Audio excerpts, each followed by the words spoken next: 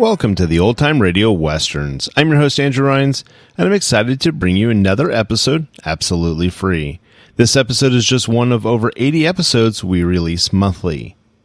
Now, let's get into this episode.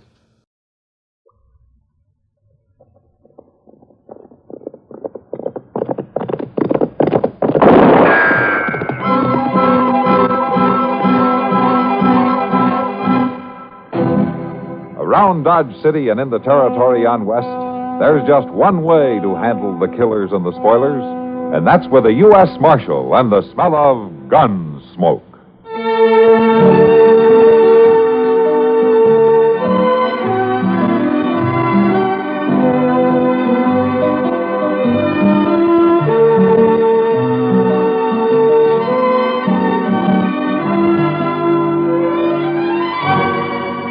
Gunsmoke, starring William Conrad, the story of the violence that moved west with young America, and the story of a man who moved with it.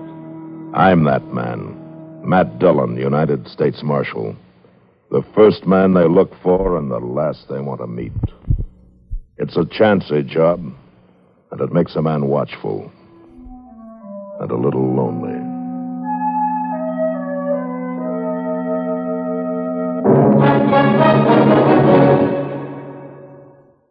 The following message is brought to you by the American Telephone and Telegraph Company. So long. Have a nice trip. Don't forget to phone. When you're away from home this summer, put long distance to work. Most people do. Like this couple. Smell that mountain air. I'm so glad we telephoned ahead for reservations, George, aren't you? Sure. Sure, dear. Oh, George, now you're not worrying about business. Well, Why not call the office then? Get it off your mind so you can enjoy yourself. No doubt about it. Long distance helps you have a carefree vacation. Call now while long distance rates are lowest. Remember, wherever you go this summer, go first by long distance.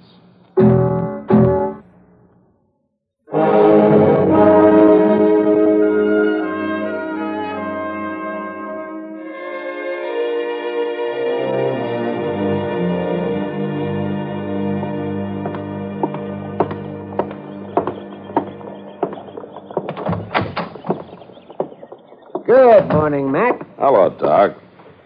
Yeah, you had breakfast yet? I'm waiting for Chester to get back from the depot. Somebody told him there was a telegram down there for me. There's a telegram. Uh-oh. You should have left it there, Matt. Oh? A telegram usually means somebody's coming to Dodge looking for you, or that you got to go somewhere and look for them. Either way, it spells trouble. Well, if it wasn't for trouble, Doc, I wouldn't have a job. Well, then you ought to quit. It's a poor thing when a man has to make a living off of other people's troubles. Uh-huh. Tell me something, Doc. How long has it been since anybody came up to you and told you how good they were feeling? Yeah. See, now, I hadn't thought about that. I guess we are pretty much alike after all, man. Well, Doc. Yeah, Chester. Well, I got it, Mr. Dillon. What are you looking so glum about, Chester? What does it say? You better read it yourself. It's kindly private like. Huh? U.S. Marshal, Dodge City, Kansas. Coming to get married. Noon train. Saturday. Meet me. Signed, Mavis McCloud. Oh, Mavis McCloud. Huh? Oh, that's a right pretty name, Matt. She pretty, too? Mr. Dillon, you really gonna get married? Oh, you're pretty foxy, Matt, keeping this so quiet. Now, wait a minute, you two. If you're all through talking, I'll tell you something. Oh, now, quiet now, Chester. Don't say anything. This is an important moment. Well, I'm listening. All right.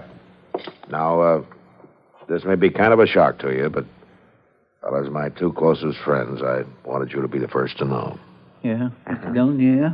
Doc? Yeah. Chester? Mm-hmm. I'm not about to get married, and what's more, I never heard of any Mavis McCloud. Well, but she still might be pretty. I don't care if she looks like Lily Langtree. But, Mr. Dillon, ain't you even gonna meet her? Yeah, I'm going to meet her, but right now, let's go get some breakfast and talk about something else.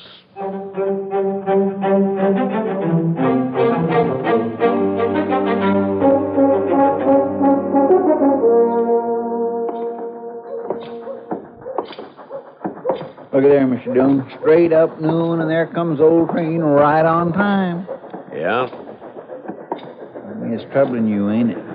No, Chester. I think trains should run on time. Yeah, sure, that's what I mean. Hey, look. Looky there. Miss What? Kitty going into depot there, see? Chester. Mr. Dillon, I swear I never said a word to her about this. She's probably expecting some mail or packages or something. Anyway, she never seen us. Say, how are we going to tell Mavis McCloud from anybody else? I don't know. Look. There's a girl. Would that be her, do you think? Would that be her? Chester, I told you I never even heard of her. How would I know what she looks like? Well, that little girl's right pretty, Mr. Dillon. And she's the only female lady there. Okay, let's go ask her then. I'd judge her to be about 18, wouldn't you? Yeah, about that. I'd say she's pretty nice. She is pretty, ain't she? Excuse me, miss. Yes? I'm Matt Dillon. Oh, well, maybe you can help me. Well, maybe. I'm looking for the U.S. Marshal here. Do you know him? Well, I'm the marshal, ma'am. Oh, you are? Then you got my telegram. I did. Oh, that's right. You didn't have my name on it, did you? Of course not. How would I know your name? Oh. Oh, my goodness. Well, you didn't think I was coming to marry you, did you? Well, Oh, how awful. I mean, how awful for you. well, I'm still a little confused. This is Chester Prout. Mavis McCloud. How do you do, Chester? Well, I'm proud to know you, ma'am. Miss. I'm so sorry, Marshal Dillon. I guess I should have explained more in the telegram. Oh, that's all right. Who did you come here to marry? Well, I don't know. You don't know? Well, not yet. I just got here. You two are the only men I've met. Chester. Yes, sir. Go over to the depot there and see if you can find Kitty, will you? Yes, sir, I sure will. Mavis, how old are you? I'll be 19 in December. No? Oh, where are you from? I won't tell you. Well, why not? Because it isn't polite for a gentleman to ask a lady so many personal questions. All right. Well, why did you send me that telegram? Well, because I thought I'd be safe with the marshal helping me. Well, helping you do what? Get married. Oh, don't look like that. I'm not crazy. They need women out here, don't they? Well, don't they? Yeah, they need them. And I'll make a good wife, too. But, of course, it'll have to be the right man, Marshal. I won't marry just anybody, you know. And you can stop shaking your head like that. Miss Dillon, I found her. Hello, Matt. Kitty, this is Mavis McCloud. Hello, Mavis. Welcome to Dodge. Oh, well, thank you, Kitty. Kitty. I know, Matt. Chester told me all about it. Don't mind the marshal, Mavis. Sometimes he's a little slow to understand these things. He most certainly is. Why, he's been looking at me as though I were a bug of some kind. Kitty, you take care of her, will you? I'll go try to figure something out. Yeah, she'll be okay. And, Kitty, don't... Don't worry. I won't take her to the Long Branch. Okay.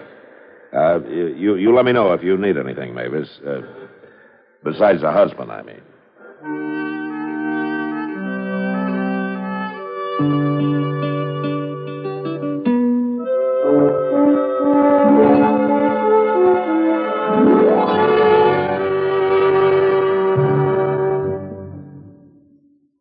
Everywhere you go, across the country trip or across the street party, you carry the fun with you when you own a Columbia stereophonic high-fidelity phonograph.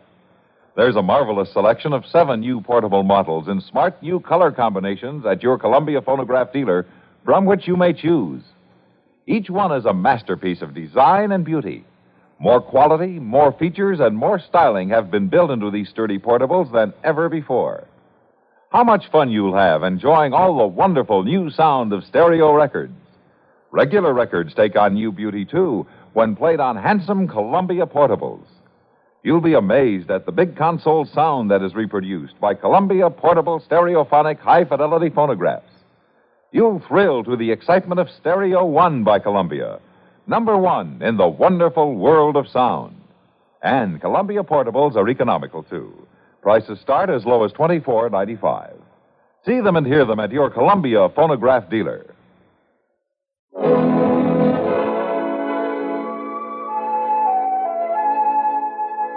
The next few weeks I thought and worried about Mavis a lot, but I should have known I was wasting my time. She met a young fellow called Barney Wales, and 3 days later they got married. Kitty called it love at first sight, but anyway, I knew Barney, and he was a sober, hard-working cowboy who'd started a little spread of his own not far from Dodge. It was a good match. It looked like they were going to make out fine. At least I thought so. Until one day when I was sitting in my office trying to keep cool. I'm looking for Marshal Dillon. That's him sitting right there. Come on in, mister. My name's Lou Staley, Marshal. What can I do for you, Mr. Staley? I've come a long way. Huh?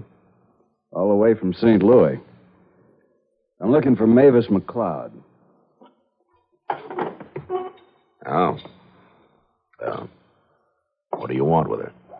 That's my business. Well, that may be. Where is she? What makes you think I'd know? She sent you a telegram from St. Louis. I knew she was headed out here somewhere, so I checked. Mavis isn't the kind to arrive in a place unknown. I see. You going to tell me where she is?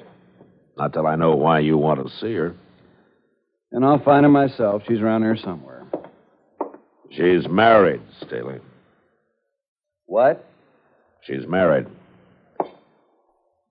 Now, why don't you go on back to St. Louis and forget about it, huh? Who'd she marry? What difference does it make? You're not going to bother her. We'll see about that. In the meantime, I hold you responsible. Okay, so you hold me responsible. Why don't we settle that right now? I'll find her first, Marshal. And after I've killed her husband, I'll come looking for you. Well, now there's about the bloodthirstiest man I ever did see. I declare he's going to kill everybody. He might try it, Chester. I think I better ride out and talk to Barney Wales. Oh, sure, not today, you ain't. What? Well, Barney and Mavis is in town today. I seen them over at the Dodge house this morning. They're staying the night there. And I'll go find them there before Lou Staley does.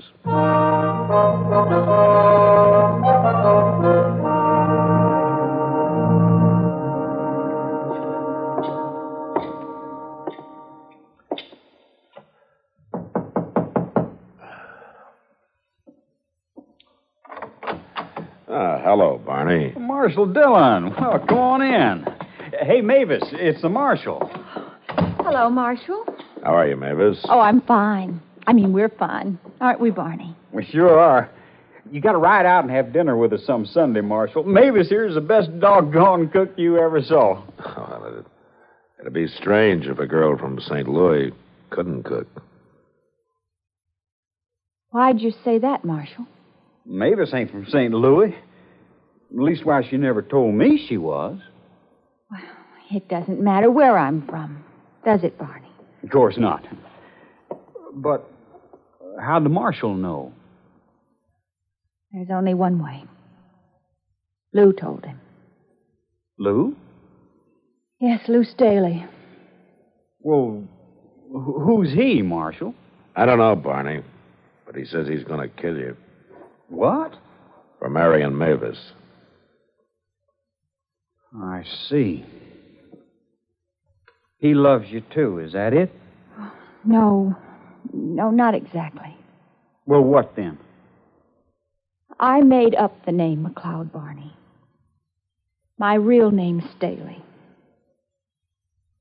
There's only one thing I want to know, Mavis. Yes? You love him? I hate him. Okay. Let him come, Marshal. I'll fight him. No. You go out to your ranch. I'll take care of Staley. I never run from a fight in my life, and I don't aim to start now. Oh, please, Barney. It's no use arguing. If this Staley's looking for me, he can find me.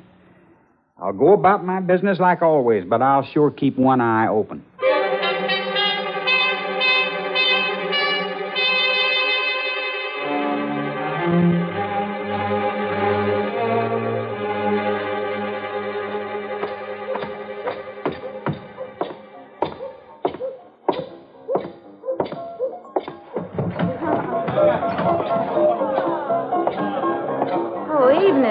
Hello, Kitty. Well, I was in here with Chester earlier. Huh? Where were you? Oh, I took a walk after supper. Anything to get out of this saloon for a while. What did you want me for? Kitty. Yeah? That man over there at the bar, the tall, dude-looking fella. You see him? Who is he? Well, his name's Lou Staley. Did you ever hear of him? No. Oh, I thought maybe Mavis McCloud might have said something about him. She's never mentioned him, but I've hardly seen her since she got married. What's it about? Well, Staley's kind of disappointed over Mavis getting married. Said he's going to kill Barney, and then me, and I don't know who all. Oh, for heaven's He sake. followed her out here from St. Louis. So that's it. Jealous lover. No. Mavis' real name is Staley. What? Yeah. Well, I guess Mavis kind of fooled all of us. I can understand Staley wanting to kill Barney. Well, it's not my business how Mavis messes up her life or anybody else's, but murder's wrong, Kitty, no matter what the cause, it's wrong. Matt, look. Yeah, I see her. She's seen us, too. Hello, Marshal. Kitty? Why don't you sit down, Mavis? You shouldn't be in here, Mavis. I know, Kitty, but I had to come. Where's Barney?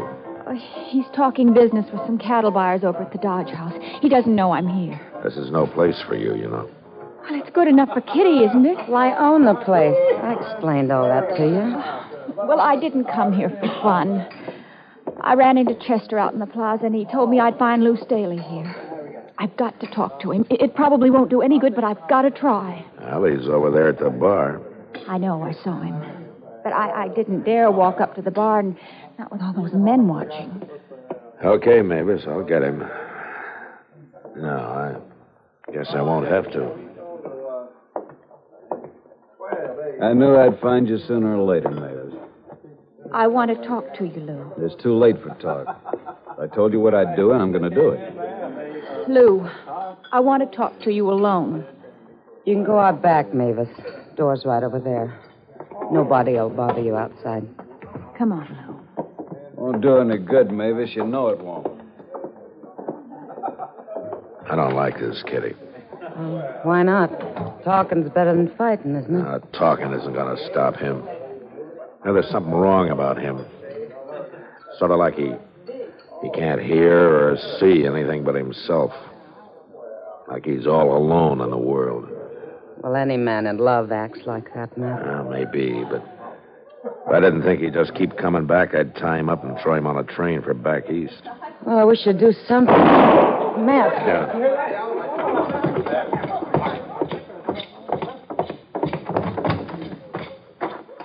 Matt, look, it's Mavis.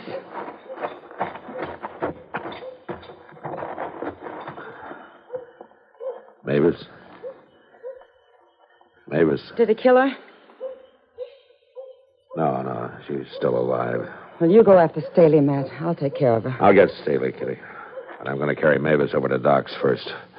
You better come along.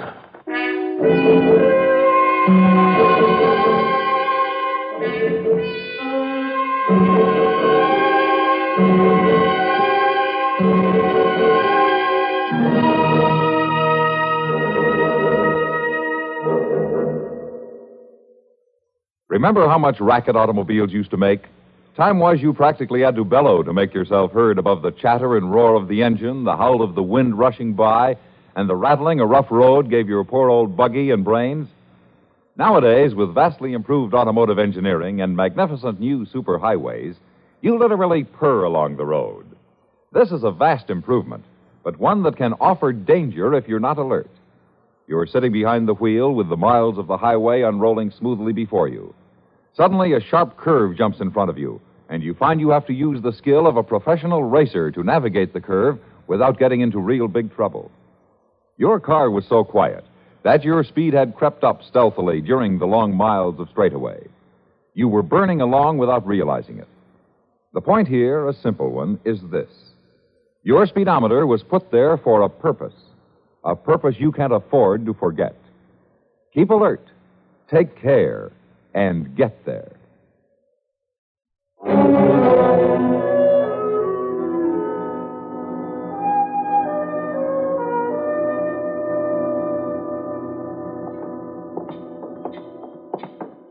I declare, Mr. Dillon, that's the worst thing I ever heard of, shooting a lady.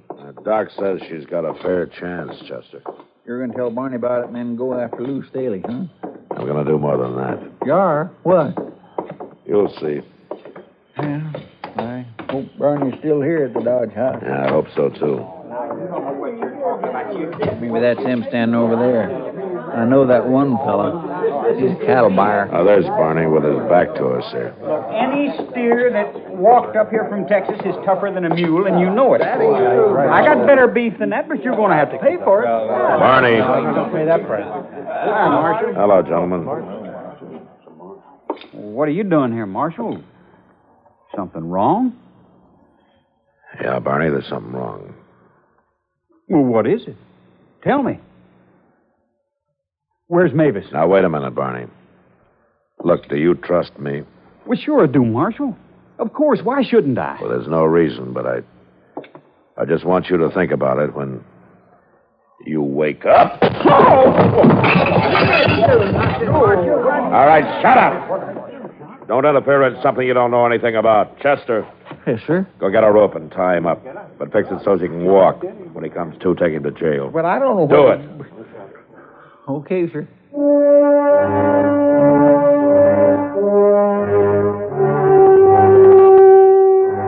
I warned the cattle buyers there not to say a word to anybody about Barney, and then I went out looking for Lou Staley. I tried every saloon and gambling house in Dodge, and I finally gave up, went over to the jail, and got Chester. It was past midnight when we entered the Dodge house once more. Had a talk with the clerk, and went up to Barney and Mavis' room. You reckon Staley's run off, Mr. Jones? No, he won't run till he does what he came here to do.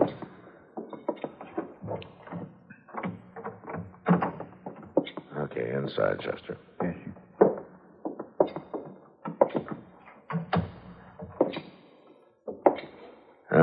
You stand over there, Chester, so you'll be behind the door when it opens. Staley's sure going to be surprised if he does come here, ain't he?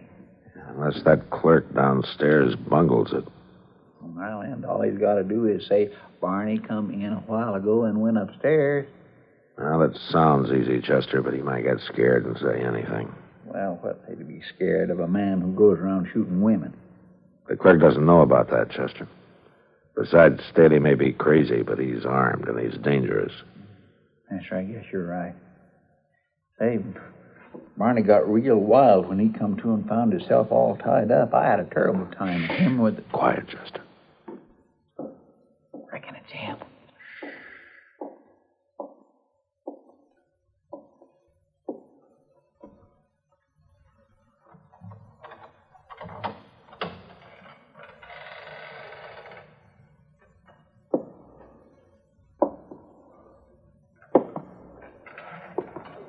All right, Barney, you coward. Where are you? Hold it right there, Staley. No.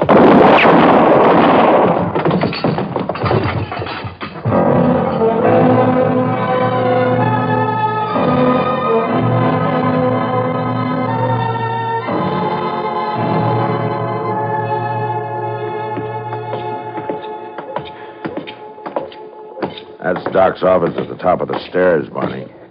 He says Mavis is going to be okay, huh? She's doing fine. Now, here we are. Wait a minute, Marshal. Yeah. About last night, I'd have found Lou Staley somehow, and I killed him any way I could, Marshal. It might have been murder, Barney. Yeah. I guess this is the first time I ever thanked a man for knocking me out. Let's go on in now.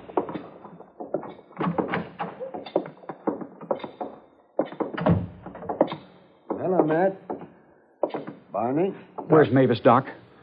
Well, she's in the back room there. And except for a little fever, she's coming along fine, Barney, just fine. Of course, you'll have to stay quiet for a few days. You can't be moving her around. Can I see her now, Doc? Sure, you go ahead. Matt, Mavis told me about the shooting. You know what happened? What, Doc? She tried to take Staley's gun away from him, that's what. They were fighting over it, and it went off. He didn't try to kill her at all. You know, it's funny about Staley. What? Most men would have tried to kill a wife that ran off and married somebody else. A wife? Yeah. Is that so? Oh, you don't mean. And Mavis seems like such a nice girl.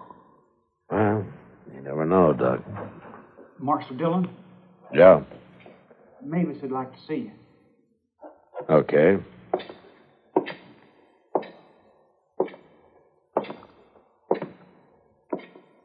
Hello, Marshal. Mavis. There's something I want to tell you, Marshal. Okay. Barney already knows. I told him yesterday after you left. Go on. Well, it's about Lou. I know what you think. But I've known him all my life, Marshal. And Lou was crazy. There was something wrong with him. I guess I was ashamed of it, or I'd have told everybody sooner. Especially Barney. You're not responsible for his being crazy. No, wait. Lou always did say he'd kill any man I married. That's why I ran away. Mavis, you were asking an awful lot of a husband, crazy or not. Marshal, Lou Staley wasn't my husband. He was my brother. What? You know, Mavis, you've been nothing but trouble to me ever since I got that telegram. And I don't ever want to see you again. Unless it's across your dining room table some Sunday.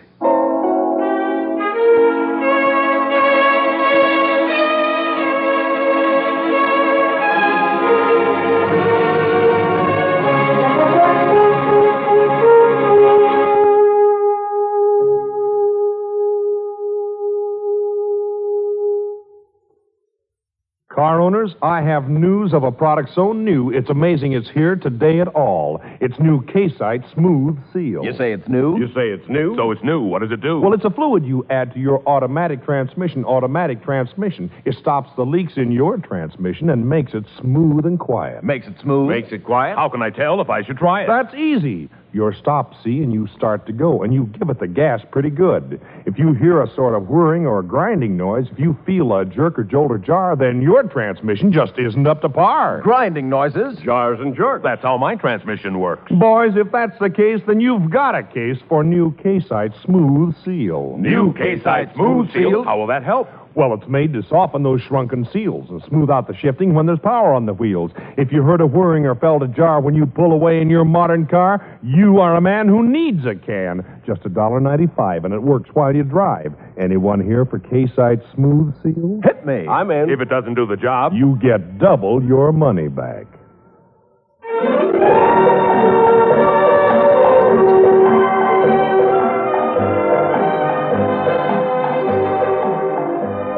Gunsmoke.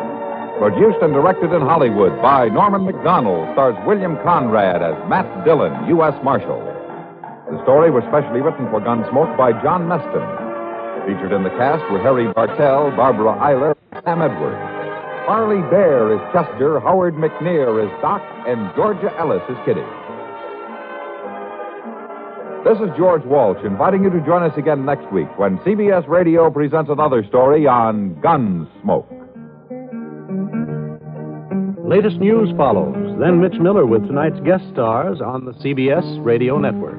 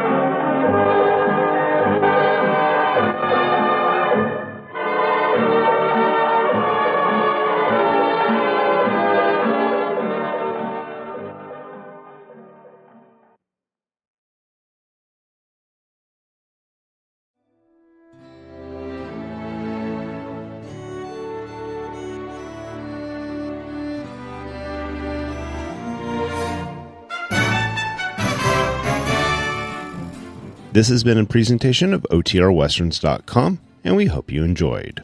Please take some time to like and rate our shows in your favorite podcast application. Follow us on Facebook by going to OTRWesterns.com/Facebook. Subscribe to our YouTube channel by going to OTRWesterns.com/YouTube. And send us an email, podcast@OTRWesterns.com. You can call and leave us a voicemail, 707-986-8739. This episode is copyright under the Attribution Non-Commercial Share Alike Copyright. For more information, go to OTRWesterns.com/copyright. Have a great day, and thanks for listening.